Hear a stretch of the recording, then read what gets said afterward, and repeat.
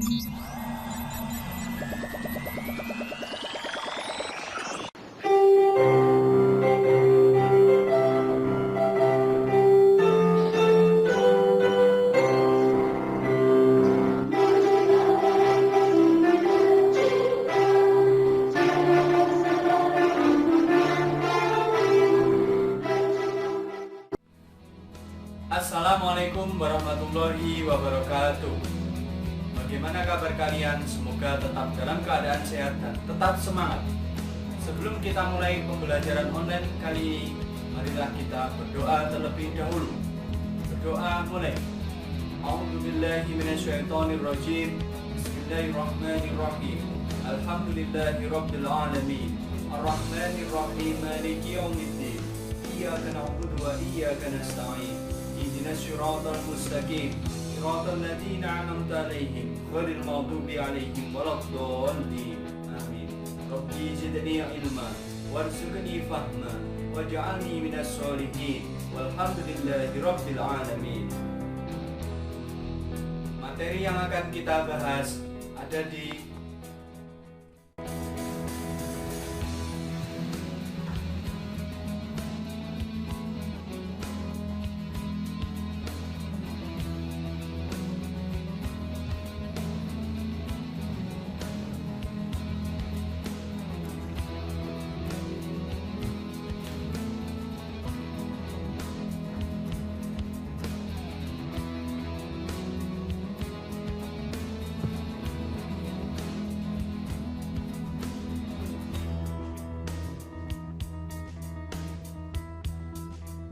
indikator pencapaian kompetensi, dampak positif dan dampak negatif mobilitas sosial. Tujuan pembelajaran. Setelah melihat video tersebut, siswa dapat 1. Mengidentifikasi dampak mobilitas sosial. 2. Mengidentifikasi integrasi sosial. 3. Mengidentifikasi dampak negatif mobilitas sosial. Pertemuan sebelumnya, tepatnya minggu yang lalu, kita sudah membahas saluran-saluran mobilitas sosial. Adakah di antara kalian yang masih ingat saluran mobilitas sosial itu ada apa saja? Yang pertama yaitu organisasi pendidikan, politik, ekonomi, profesi, dan lain-lain. Kali ini kita akan membahas tentang dampak mobilitas sosial, di mana dampak mobilitas sosial itu ada 2. Yang pertama, dampak mobilitas sosial positif. Dampak mobilitas sosial positif ini berarti dampak yang bisa mengakibatkan menimbulkan hal-hal yang baik. Apa saja dampak positif dari adanya mobilitas sosial? Yang pertama yaitu mendorong seseorang untuk lebih maju. Berikut adalah contohnya. Seorang petani dengan anaknya yang memiliki impian besar di mana anaknya ingin sekolah sampai menjadi seorang sarjana. Kemudian anak tersebut bisa menjadi seorang dokter. Ada yang menginginkan anak tersebut menjadi seorang guru. Kemudian ada ingin menjadi seorang insinyur. Ada lagi yang menginginkan menjadi seorang pilot. Karena setiap orang mempunyai hak yang sama untuk merubah status sosialnya. Terbukanya kesempatan untuk pindah dari strata satu ke strata yang lain. Berikutnya yang kedua yaitu mempercepat tingkat perubahan sosial. Mempercepat tingkat perubahan sosial masyarakat ke arah yang lebih baik. Dengan mobilitas, masyarakat selalu dinamis bergerak menuju pencapaian tujuan yang diinginkan. Contohnya, seperti anak tukang becak menjadi seorang sarjana. Berikutnya, anak tukang becak lolos jadi calon polisi. Ini akan menjadi motivasi dan inspirasi bagi yang lainnya, terutama yang ada di sekitar lingkungan tempat tinggal mereka. Sekitarnya akan merubah status sosialnya, di mana akan mendorong perubahan sosial. Biasanya, di suatu daerah asal yang di mana tidak ada sarjana, ketika melihat ada yang menjadi sarjana dan mampu, maka dari tahun ke tahun akan banyak yang ingin mencapainya. Seseorang yang telah berhasil melakukan mobilitas sosial akan mempengaruhi yang lainnya untuk bisa melakukan perubahan status sosial. Inilah dampak positif mempercepat tingkat perubahan sosial. Berikutnya yang ketiga, dampak positifnya yaitu meningkatkan integrasi sosial.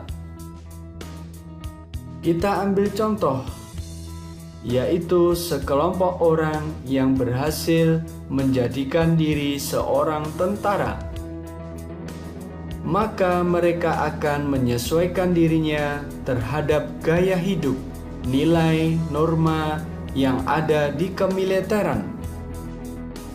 Proses penyesuaian ini disebut integrasi sosial. Dengan penyesuaian tersebut, memudahkan mereka dalam menyesuaikan diri dengan lingkungannya.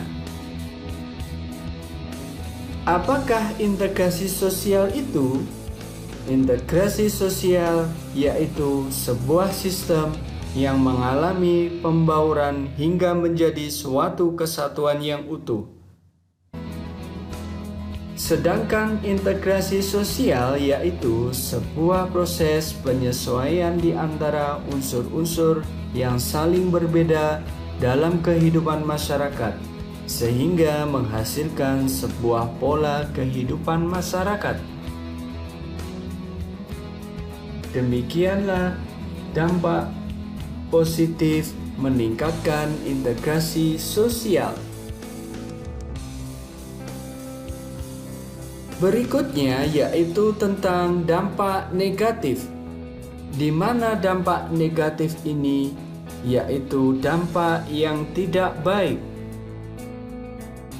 Dampak negatif mobilitas sosial yang pertama yaitu terjadinya sebuah konflik. Apabila pada masyarakat terjadi mobilitas yang kurang harmonis, akan timbul benturan-benturan nilai dan kepentingan sehingga memungkinkan timbul konflik. Konflik yang ditimbulkan oleh mobilitas sosial dapat dibedakan menjadi 3 bagian, yaitu yang pertama adalah konflik antar kelas. Masyarakat terdapat lapisan-lapisan. Kelompok dalam lapisan tersebut disebut kelas sosial. Apabila terjadi perbedaan kepentingan antar kelas sosial, maka bisa memicu terjadinya konflik antar kelas. Contohnya, konflik antar majikan dan buruh dalam suatu perusahaan.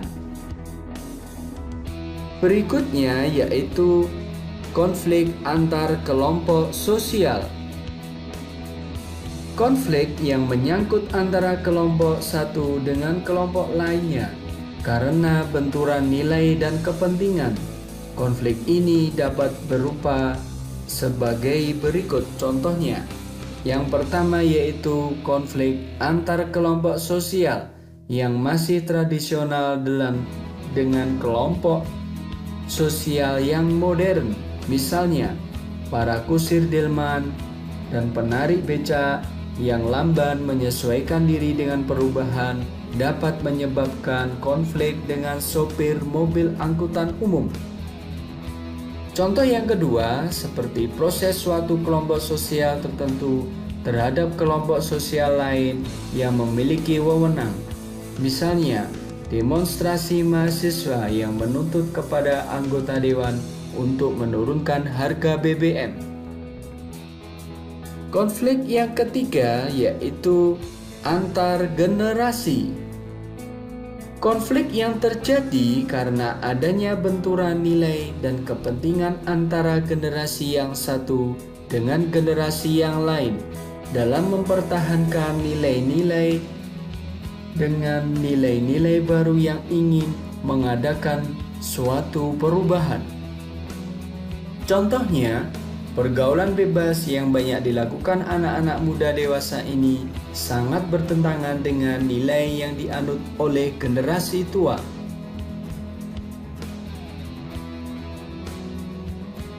Dampak negatif berikutnya yaitu berkurangnya solidaritas kelompok.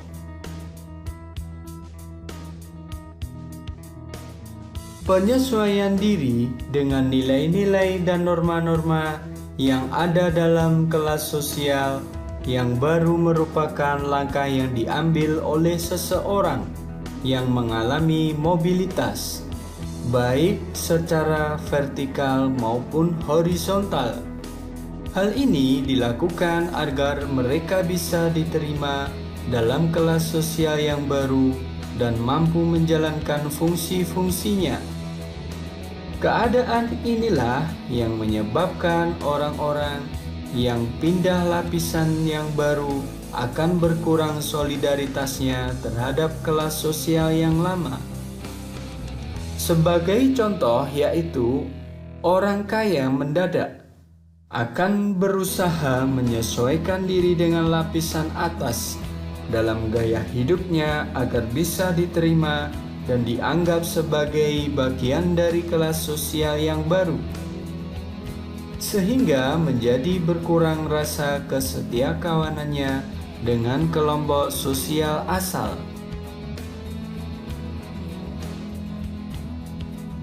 Dampak negatif berikutnya yaitu gangguan psikologis. Gangguan psikologis bisa menimbulkan ketakutan dan kegelisahan pada seorang yang mengalami mobilitas menurun. Adanya gangguan psikologis bila seseorang turun dari jabatannya, mengalami frustasi atau putus asa, dan malu bagi orang-orang yang ingin naik ke lapisan atas tetapi tidak dapat mencapainya. Masih ingatkah kalian tentang mobilitas sosial vertikal ke bawah, yaitu perubahan sosial yang mengalami penurunan status sosial, di mana ini sangat berpengaruh terhadap psikologis seseorang. Perubahan sosial itu tidak hanya ke atas, akan tetapi ada 3 hal, yaitu perubahan ke atas, ke bawah, dan ke samping. Ada satu perubahan yang tidak bagus, yaitu perubahan ke bawah. Jika kita mengalami perubahan ke bawah, maka kita harus tetap semangat, menerima, dan terus berusaha untuk jauh lebih baik dan maju. Berikutnya adalah tugas. Yang pertama, berikan contoh dampak positif mobilitas sosial. 2. Jelaskan tentang integrasi sosial. 3. Konflik yang ditimbulkan oleh mobilitas sosial dapat dibedakan menjadi 3. Sebutkan. 4.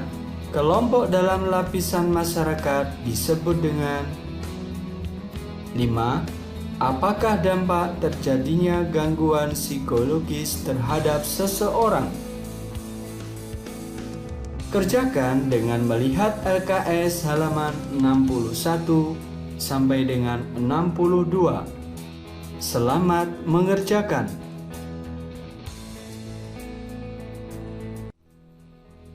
Demikian pembelajaran online kali ini. Mudah-mudahan apa yang kita pelajari dapat menambah wawasan dan pengetahuan kita. Marilah kita akhiri pembelajaran ini dengan doa bersama. A'udzubillahiminasyaitonirrajim. Bismillahirrahmanirrahim. Allahumma inni astaudiuka ma'alamtanihi farduduhu ilayya inda hajati wa la tansanihi ya rabbal alamin. Walhamdulillahi rabbil alamin. Assalamualaikum warahmatullahi wabarakatuh. Jangan lupa like, comment, dan subscribe